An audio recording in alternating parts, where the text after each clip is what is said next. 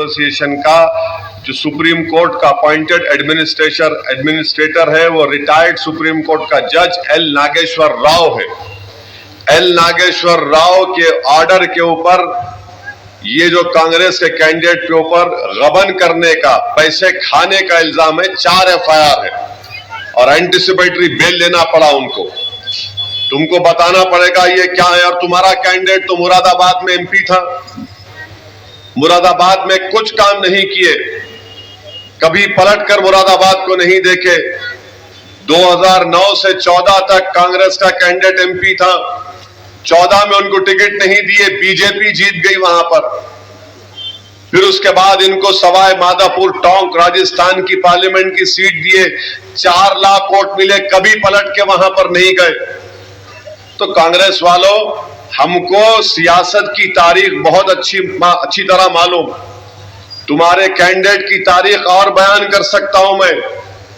तुम्हारे कैंडिडेट के ऊपर एक नेटफ्लिक्स के ऊपर एक पिक्चर बनी मैच फिक्सिंग के ऊपर।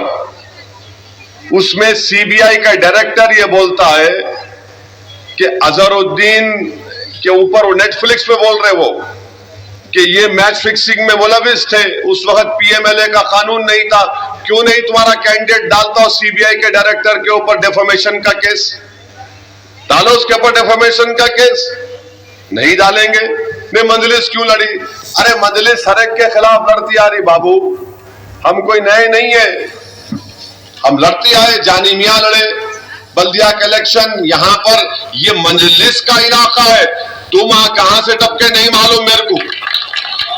यहां से आप ऐसा बोले मैं दूल्हे भाई की तलवार, कोई मेरे सामने नहीं ठहरना है। चुनाव है, इलेक्शन है, अरे कोई भी जीतेगा कोई भी हारेगा। आप हमारे खिलाफ कैंडिडेट खड़ा किए, उसके बारे में नहीं बोलते।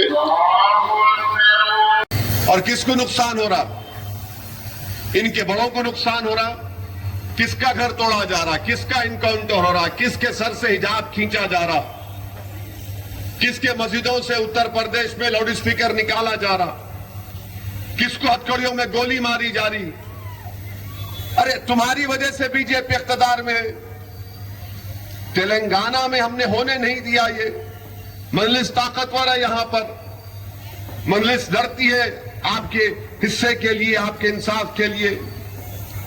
तो मैं आपको बता रहा हूं कि यहां से मजलिस का इंशाअल्लाह ताला उम्मीदवार आपकी दुआओं से, आपके वोट से नया एमएलए मजलिस का ही मुंतखब होगा इंशाअल्लाह ताला। अब रहा सवाल बीआरएस के गोपीनाथ का है। कम से कम हिल में आखिरी बार कब दिखा था गोपीनाथ आपको? बोलो, कहीं दिखा आपको? नहीं, आप सही से बोलो, दिखा आपको कहीं? डरो को आप कहीं नजर नहीं आए। आप परसों उन्होंने आए, उनके लीडर के साथ खड़े रह गए ऊपर, और खड़े रह के बोल रहे मैं राउडिज्म खत्म कर दूंगा। नीचे वीडियो आया कोई मार रहे बच्चों को। कौन थे वो लोग? क्या हो रहा है यहां पर जुबली हिल में? कौन सा काम एमएलए साहब कराए? बताओ मौजूदा एमएलए। हम डेवलपमेंट का काम करवा के लेके आते हैं, टांग अड़ाते। नहीं नहीं, मरहूम शरीफ साहब पूरा मंजूर करा के लेके आते, और शरीफ मरहूम बोलते साहब जान दो, उसको बुला ले। तो अरे बोला भाई तुम मेहनत करना, शरीफ जाना दो साहब, मेरा काम हो जाता है। तो काम को रुका था। इन्हों क्या आते खाली इनको लाके, चला ठीक है ठहर जाओ, फोटो ले लेंगे आपकी। कुछ काम नहीं किए टीआरएस वाले जुबली हिल्स में। यहां पर आवाम के मसाइल के अंबार है, बहुत मुश्किलात है। तो मेरी आप तमाम से ये गुजारिश है कि इस बार आप देख समझ के वोट दीजिए। आपको एक बेहतरीन फाल हरकियाती एमएलए की जरूरत है। और मुझे यह बताया गया कि गोपीनाथ की तबीयत भी आजकल अच्छी नहीं रहती। अल्लाह करे उनकी सेहत अच्छी हो जाओ, मगर जब आप अमली सियासत में हैं, आपको अवाम के दरमियान में रहना पड़ता है, अवाम की खिदमत करना पड़ता है आपको। और हमारा उम्मीदवार राशिद फराज, आप शेखपेट की आवाम से पूछ लो, करोड़ रुपए के डेवलपमेंट के काम राशिद फराज ने शेखपेट में करवाए। वहां पर सख्त मुकाबला होता है राशिद का, मगर बीजेपी को हराए, टीआरएस को हराए, कांग्रेस तो खैर वहां पे नहीं है। ये काम आपके लिए बहुत जरूरी है कि जुबली हिल में आप मजलिस को मजबूत करिए। और जमहूरियत की हकीकत यह है कि जिस पार्टी के पास ज्यादा एमएलए होंगे उनके और मसाइल को हल किया जा सकेगा।